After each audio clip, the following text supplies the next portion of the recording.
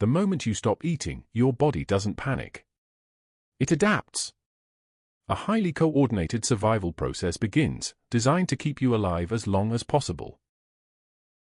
In the first few hours, your body runs normally, using glucose from your last meal as its main source of energy.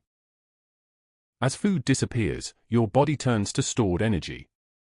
The liver begins breaking down glycogen to maintain blood sugar levels. Within about 24 hours, these reserves run out. Your body is forced to switch strategies.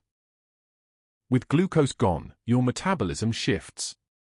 The body begins searching for alternative fuel. Fat stores become the primary energy source. This process is called lipolysis.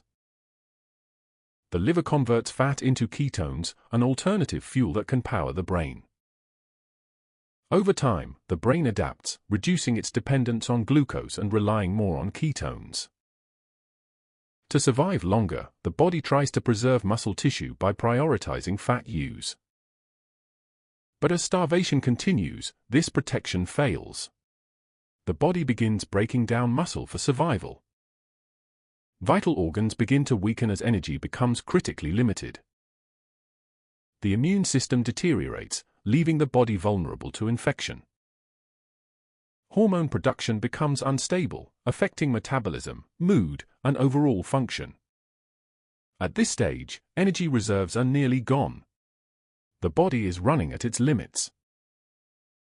Without intervention, vital systems begin to fail, starting with the heart. The body can no longer sustain itself. Survival reaches its final threshold. Starvation is not sudden. It is a gradual shutdown. A process where the body sacrifices itself, piece by piece, to stay alive. Understanding this process reveals just how far the human body will go to survive.